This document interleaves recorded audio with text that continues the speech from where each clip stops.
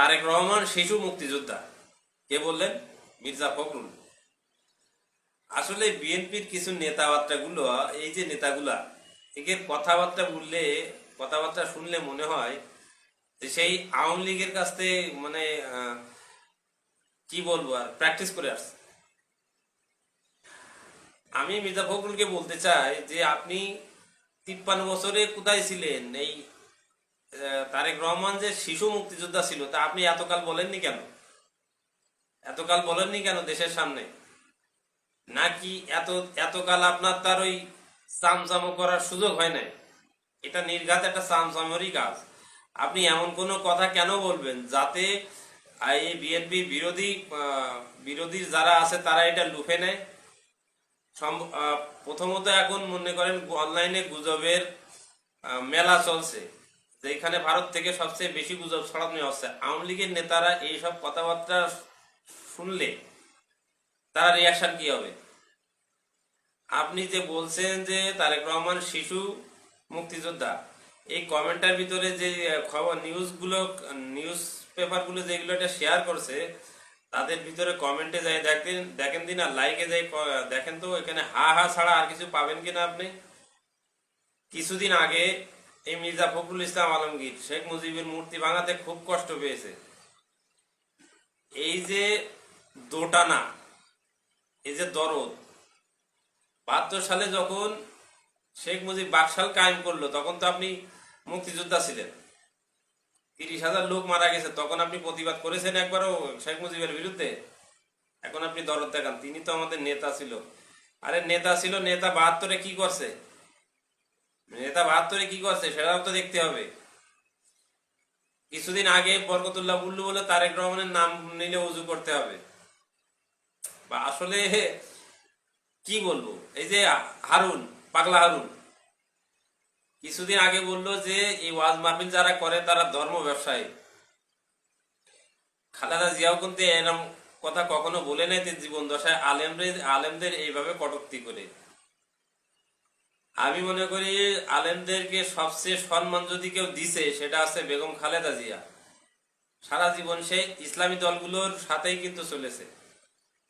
আর এইসব পাতি নেতাগুলো এসে বলে যে ওয়াজ মাহফিলের এইসব ধর্ম ব্যবসায়ী। আচ্ছা, এটা কি শামসুজ্জামান দুজু কি বললো?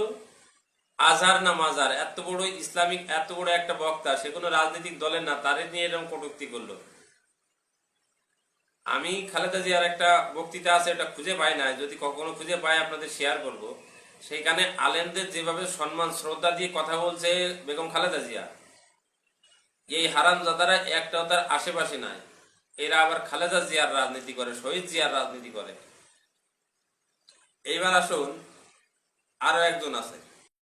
জেল থেকে বেরোনোর সময় রুহুল কবির রিজভী কাঁদছিল, মনে আছে আপনাদের? মির্জা আব্বাস যখন তার মামলা থেকে খালাস পেল, কোর্টের সামনে ভেউ ভেউ করে কাঁদছিল। কিছুদিন পরে মির্জা আব্বাসের চেহারা দেখুন। তার 2-3 দিন পরেই বলল যে ছাত্ররা বাপের আগে হেঁটো না। ছাত্ররা উল্টো জবাব দিয়ে দিল যে বাপ 16 বছর যদি সঠিক পথে হাঁটতো তাহলে বাচ্চাদের আজকে এই পথে হাঁটা লাগতো না বাপের আগে। এই গেল কথাবার্তা। তার নানান কথাবার্তা তো তার আছে। হুট করে একটা কথা এসে বললো কি যে এরা নির্বাচন করলে আমরা তা মেনে নেব না। আরে ভাই, 2001 সাল থেকে 2005 সাল পর্যন্ত বিএনপি যা করেছে, মানুষের স্বস্তির কোনো শাসন ছিল না। মানুষের এখনো ভয় যে বিএনপি আসলে কি করবে। এই যে মির্জা আব্বাসের এই কথাবার্তায় সেটা পরিপূর্ণ হয়ে গেছে। 90 সালে আপনারা সংস্কারের জন্যই আসছিলেন, এক ফোঁটা সংস্কার করেননি, এক ফোঁটা। ভবিষ্যতে যে আপনি করবেন কি গ্যারান্টি আছে বলেন? আপনি আপনাদের এই যে নেতাগুলো, তারেক রহমানের কোনো কথা আপনারা ফলো করেন না। আপনারা যার যা মন গড়া বক্তব্য তার দিয়ে দেন।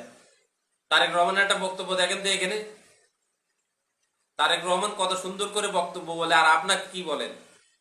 কোথায় তারেক রহমান আর কোথায় আপনারা? আমি মনে করি আপনাদের মতো মানুষ, এই যে মির্জা ফখরুল, মির্জা আব্বাস, তারপরে আছে আপনার এই হারুন, এই যে ফজলু পাগলা, এদের জন্য বিএনপির পুরো ধ্বংস করে দিয়েছে।